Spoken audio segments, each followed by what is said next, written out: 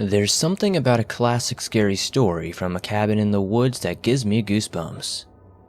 It seems that almost anything can occur out in the woods at night all alone. These subscribers sent in their allegedly true, scary stories while out in their cabins. If you guys have a story you would like to share on the channel, be sure to send it in on swampdweller.net or the email you can find in the description down below. Don't forget to like the video and subscribe. Sit back, relax, and enjoy these spooky stories.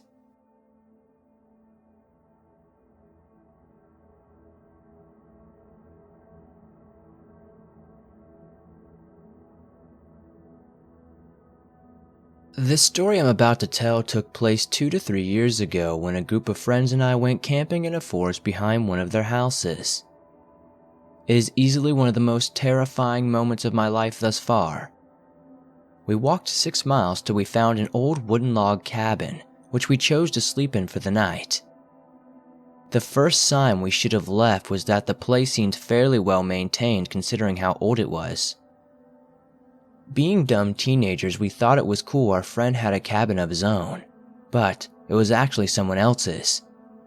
It's about 9 or 10 at night, and we've been drinking and doing pot when one of our buddies turned, looking at a window before turning pale. Noticing this, we asked him what was wrong, at which point he informed us he saw someone out the window. Thinking he was just drunk and high, we told him to relax. Soon after, we all headed to bed. It was late in the night when I awoke to the sight of the door unlocking and someone walking into the cabin. I initially thought it was one of the guys till I looked around and noticed everyone was still inside the cabin. Another one of my friends noticed the guy too as he tried to suppress a squeal of fear, and I bit my tongue, trying to not make a noise myself. This dude comes over and starts stroking our hair, before going to a corner and wanking it while staring at us. I wanted to run, but I was paralyzed by fear. A few minutes later, the guy walks over and stares at us before leaving the cabin. Exhausted from fear and adrenaline overload, I crashed. The next morning I asked if anyone else witnessed it, and everyone had except for the guy who slept in the bed, who, lucky him, slept through everything. We grabbed our stuff and left immediately. While running off, we noticed the man from the night before, and one of my friends screamed in surprise and fear. The man looked to be in his 50s or 60s with gray hair and torn jeans. We continued running till we made it back to our friend's house. Never told anyone what happened until now, and I kind of regret that. If you are ever in the woods and see a cabin, I'd recommend not making assumptions and staying the night, but if you should, maybe bring a weapon to be safe. We didn't, and things could have turned out a lot worse.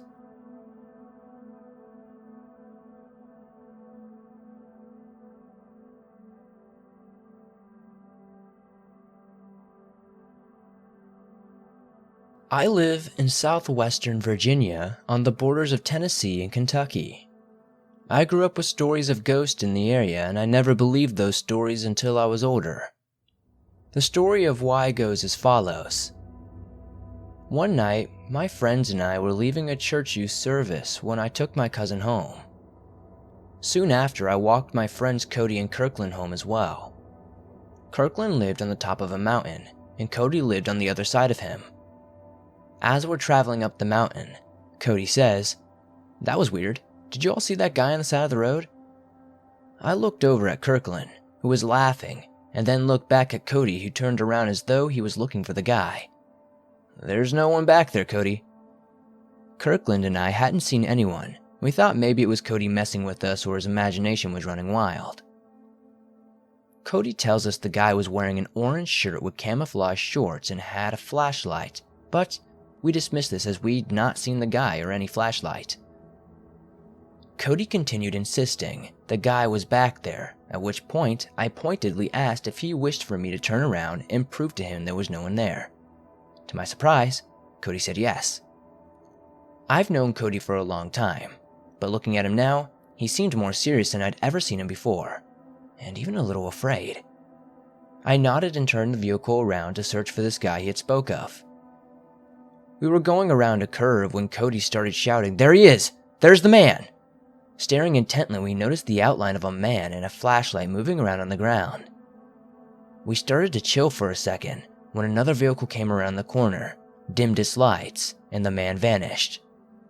I don't mean he simply ran off or hid somewhere. There was literally nowhere for him to run or hide on this part of the mountain. I mean, the man truly vanished before our eyes. Seeing this, we all freaked out before driving back to my mom's. My mom, upon hearing the story, couldn't stop laughing. She, for some reason, thought the whole matter was hilarious.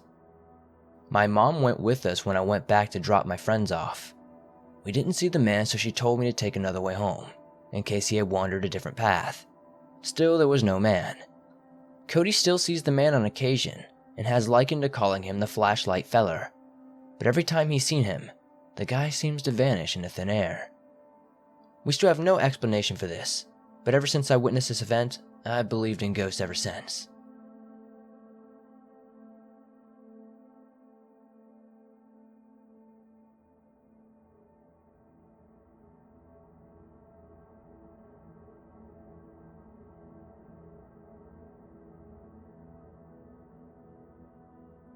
I'm a 36-year-old female and have lived with this memory most of my life. I hope to end the nightmares behind it by sharing my story. It begins when I was 13 years old in a small town of only 6,000 people. I lived in a cul-de-sac at the time, and this made my life easier in many ways. Everyone knew everyone in town, and in many ways, that made me feel safer. I was told never to go 4 houses away from my own, and never to go to the woods. Thankfully, my friends would always come by and visit me. We'll call my friends Michael, Shelly, and Connie. My friend would come down every day to ride bikes and hang out. On this particular day, we got it in our minds to check out the woods across from my property, as we'd explored almost everywhere else around the neighborhood. We built a really cool fort and would take turns sharing ownership of the fort day by day. To get to the fort, you needed to cross a stream by swinging across a vine that led to many a mishap. On the day in question, we had 2 boys, Craig and Daniel, join us in the woods. Growing wary of our limited imaginations, as they put it, Craig, 13, and Daniel, who was 15, decided we should explore deeper in the woods. Being 15, Daniel made himself the leader of the group. Fearing being left behind, my friends and I joined the other 2 boys through the thicket of trees that previously blocked us from going deeper. Daniel, who was friends with my older brother, assured us he'd keep us safe. Exploring deeper into the woods, Daniel soon called out that he saw something ahead of us. Intrigued, we continued down our path until we came across a cabin. The cabin looked abandoned, old, and had me quite intrigued. After knocking a few times on the door to make sure no one was around, Daniel began trying to knock the door in. I, however, was getting restless and went around on a path to the corner of the shack.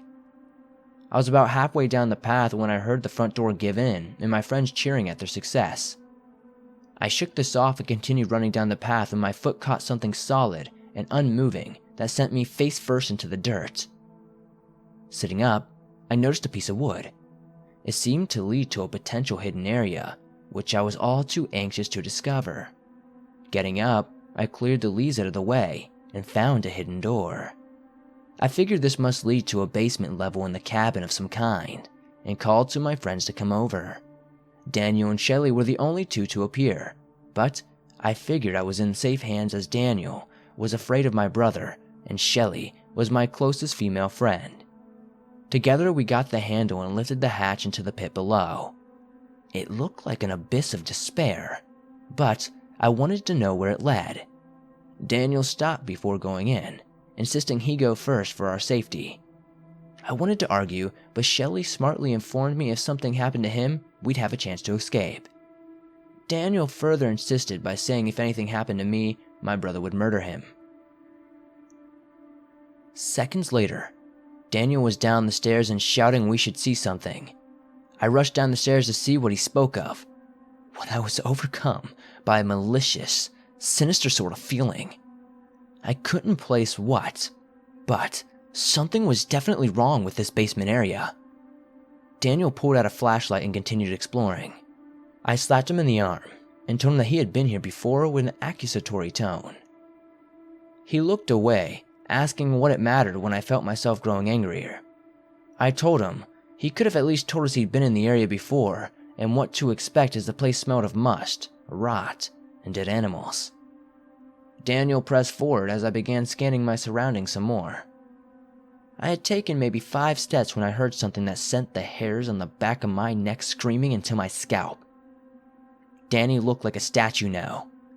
Frozen, in place. When I asked him if he was okay, he stiffened, but he said nothing, at which point I felt even more afraid. Danny mumbled something I couldn't understand, and before I knew it, he was on top of me and shoving me towards the stairs.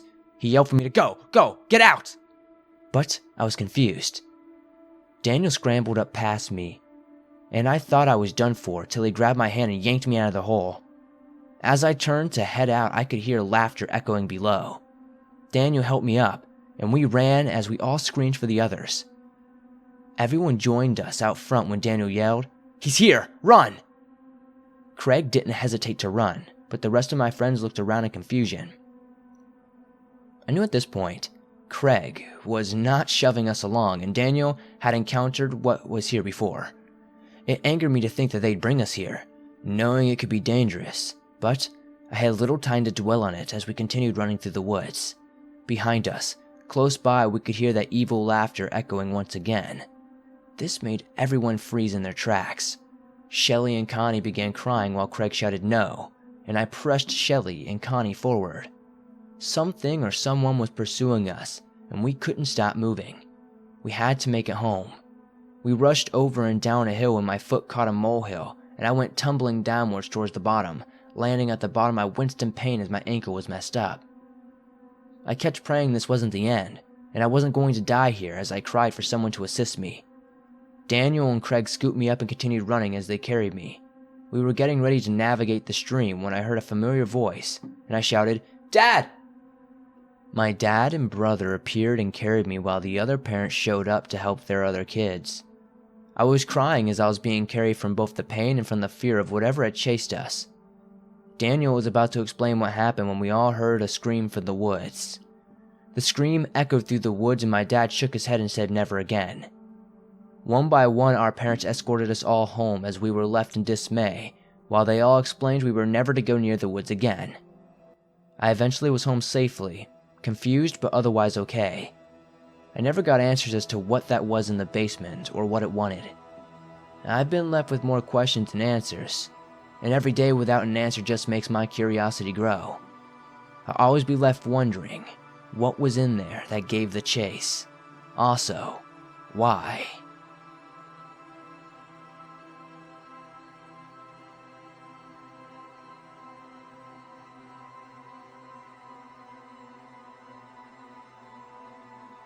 I live in Burlington, Ontario, a nice lakeside city near Toronto.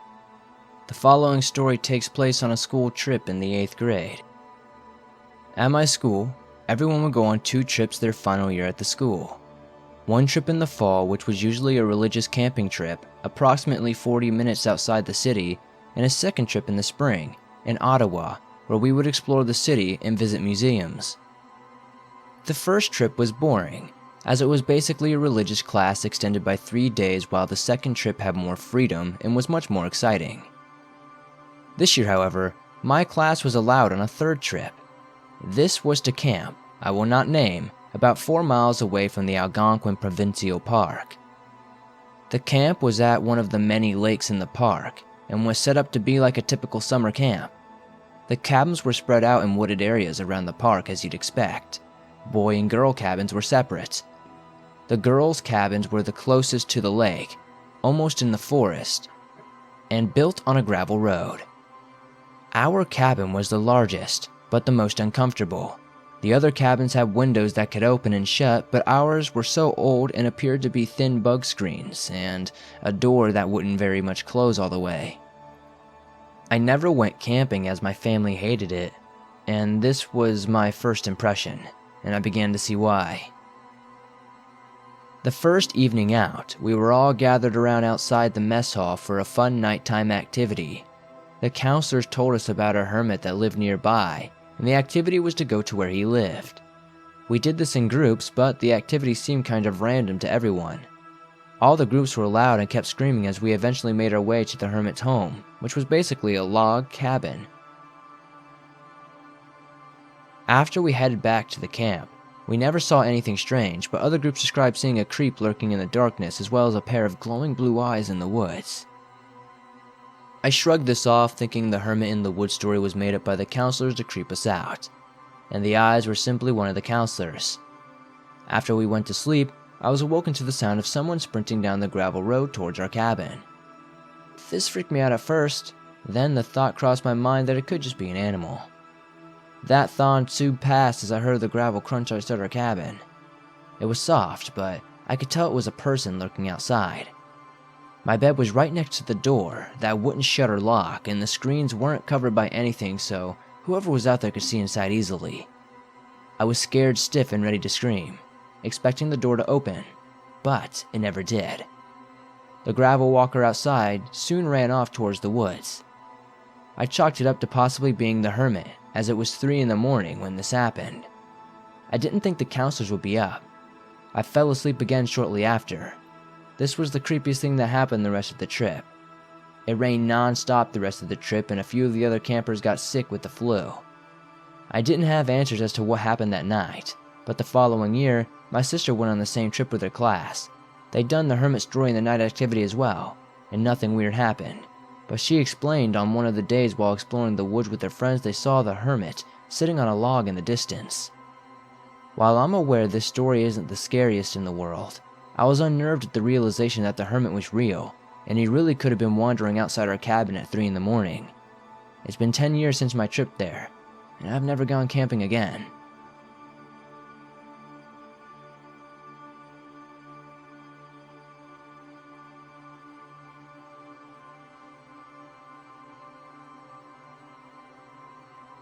I'm a 21-year-old woman, and this happened to me in the summer of 2012 when I was a 13-year-old girl.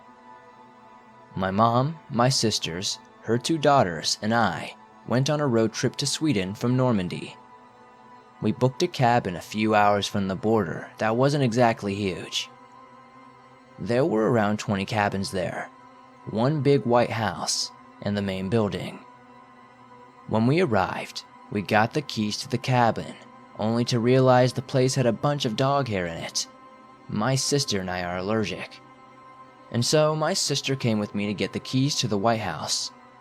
Soon after we went shopping, and when we got back, we had a barbecue while playing volleyball together. I had a hard time focusing as I kept feeling like someone was watching us. I looked to the second floor, but saw nothing. My sister also looked there before it got cold, at which point we all went inside, sat around the table, and played cards. I once again felt someone was watching us. Looking down the hallway, I saw nothing. Soon after, we grew tired and decided to go to bed. My mom shared a room with me on the second floor while my sister and her daughters were in a room below us, on the first floor. Falling asleep quickly, we were awoken 20 minutes later to the sound of my mom's phone going off. It was my sister asking us to stop making so much noise. We informed her we hadn't, and we were sleeping when she called us. Later that night, after falling asleep, I woke up again, but this time I saw an old woman in a white dress staring at me, gazing into my eyes. The woman had curly hair and wore glasses. I didn't think much of this as I assumed I was dreaming, so I closed my eyes again. Before I knew it, my mom's alarm was going off, as it was time to get up now. My mom got up and took a shower, while I ran downstairs crying. You know that feeling you get, where you gotta get upstairs or into bed or else someone is gonna kill you? That's the feeling I had going downstairs to my sister. I helped make breakfast until my mom returned from the shower. During breakfast, the oldest girl said she didn't wish to stay here anymore, but she wouldn't say why. I told my mom we needed to go to the main building and explain everything that happened last night. When we arrived, the receptionist smiled, asked us if we slept alright. My mom said what happened, at which point the receptionist stopped smiling. The receptionist informed us that we were the 4th group in a week to speak about the old woman and strange goings-on in the building. The woman then explained she never goes alone to clean the building, as the White House was the main house on a farm that burned completely down around the house. Everyone who lived on the farm died. We soon changed cabins for the final night, and were informed we didn't need to pay because of the events of the previous night. When we arrived at our new cabin, one of the daughters needed to use the restroom, but didn't want to go alone. I informed her not to lock the door and I'd be right outside. Once she finished, we went to open the door, but it wouldn't open. The air suddenly grew cold, and we started to panic. Once the door did open, we left, got a new cabin, and went for a walk. Later, after we went to sleep for the night, the oldest daughter said goodnight, Olga. My mom asked who Olga was, at which point the daughter answered, "It's the lady, she's here." The next morning we left at about 6 in the morning. We passed a large white house to find a new family that stayed there standing on the lawn. One of them was pointing to the second floor window. It was the same window we'd stared at the first night we stayed there. The one we first saw the lady in white in.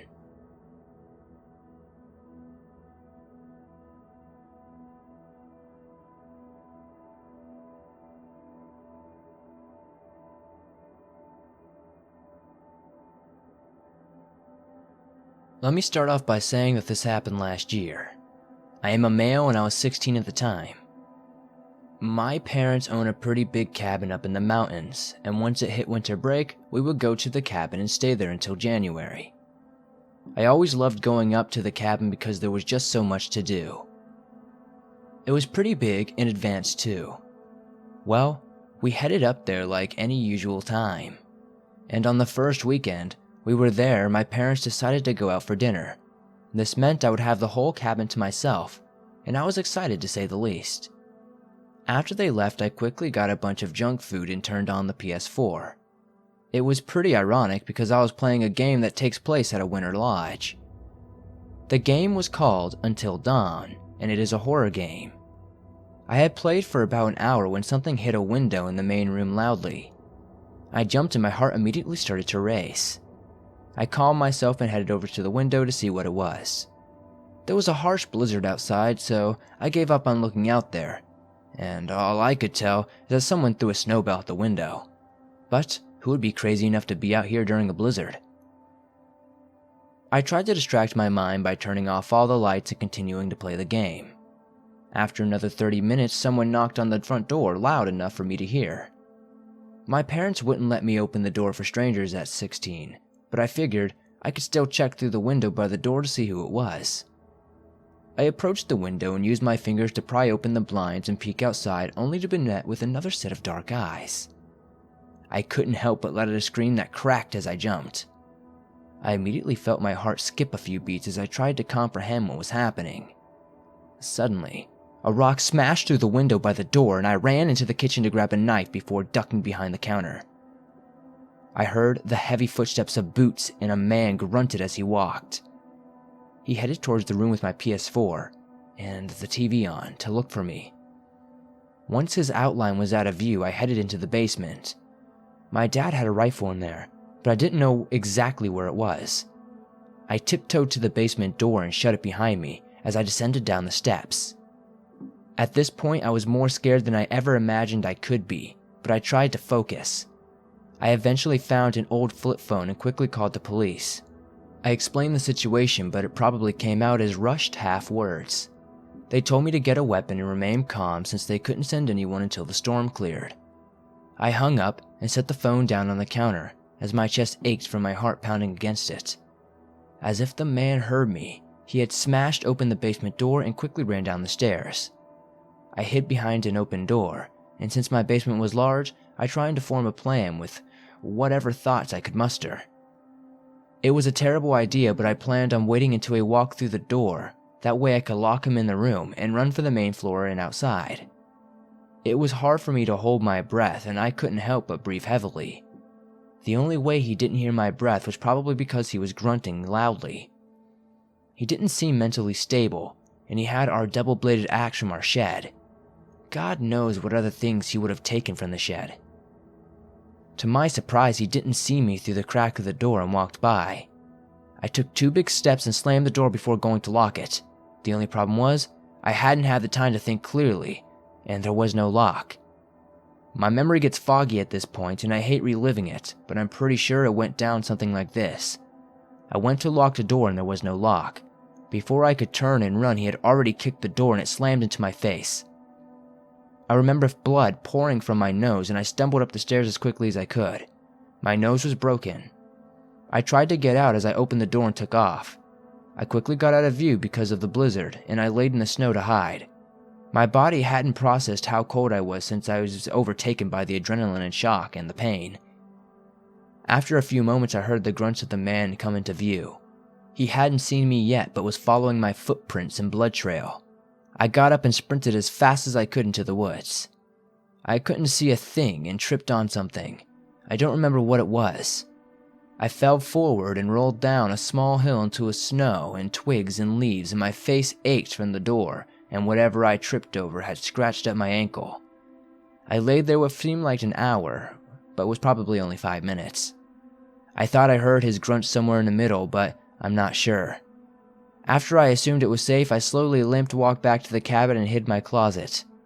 I slumped down and held onto a kitchen knife. There was no way I was going to trap myself in the basement to look for a gun. I'm not sure when, but I must have passed out because the last thing I remember was waking up as the police shined a light in my face. I hadn't any extreme injuries or else I would have been surely dead. I was taken to the hospital where my parents waited for me. This year we are not planning on going up to the cabin because I don't think me or my parents could handle being there. I just can't imagine what would have happened if I hadn't tripped and fallen down the small hill in the blizzard. I know I'll be staying close to my family and my switchblade this Christmas.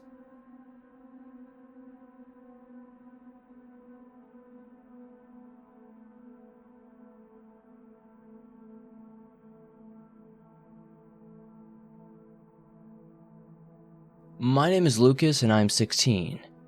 I live in Pennsylvania near the Appalachian Mountain Range. As a kid growing up, we would always go up to my uncle's cabin in the mountains that we also hunted at. There's a long driveway leading up to the cabin, and a big parking area with a spotlight looking down on it.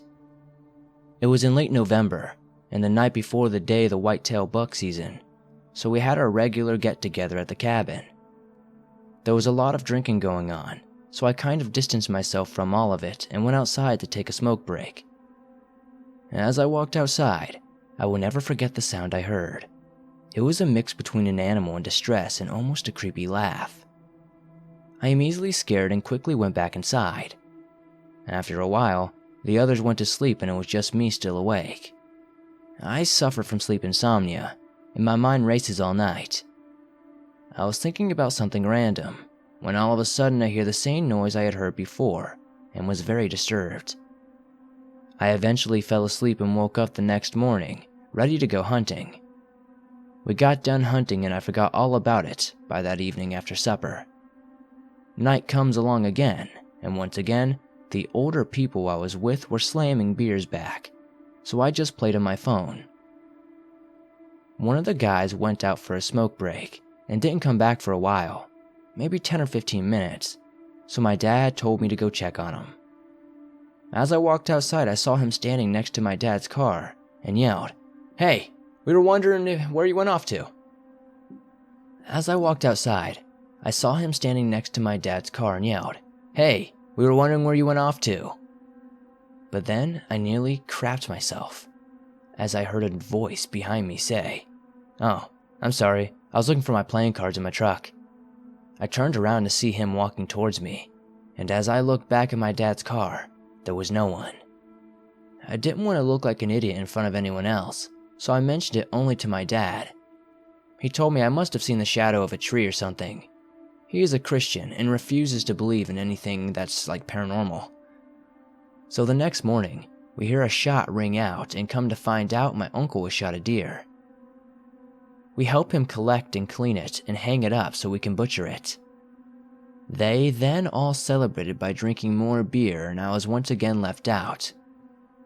It was around 4 p.m. now, so we were about to eat the deer my uncle had shot, when my uncle said something. He said, "That's funny, I could have sworn I put the chops over the grill to cook," but shook it off as being a coyote or something. So we ate our supper, and once again, It was nighttime, and we were all getting ready to go to bed again. Again, I couldn't sleep, so I sat up on my phone and played games. I forgot to mention that whenever my uncle shoots a deer, he throws all the guts into a pit we call the feeding trough, as there are a lot of coyotes in the area, just a way of giving back to the wildlife, I guess. Anyway, I was laying up in bed when I heard that same noise again. It sounded farther away, and I wasn't worried about going and taking a look outside to maybe try and put an image to the strange and creepy noise I was hearing. So I looked out the front door and I saw it. It was on all fours eating the guts out of the feeding trough, and I thought it was a coyote at first. But then it stood up, and it was looking straight at me. I couldn't see its face, but I could see shadows from the top of its head, which I perceived to be horns maybe. I didn't even bother moving a muscle, way too afraid it would come charging at the door. It stared at the cabin for just a few minutes, and then it got down and trotted off and just disappeared. I told my dad what happened the next morning, and again he denied it was anything. He just thought that I was going crazy or something. Luckily, that was the last night I was staying there. The next day I went online to Google anything that had any similarities to what I saw. I guess it could have been a skinwalker or a wendigo, but I was never able to put a name to it. It still creeps me out to this day, and even though my uncle has sold that cabin since, I will never step foot in those mountains again. I'm still scared to even look out my window at night. I just never want to see anything like that ever again.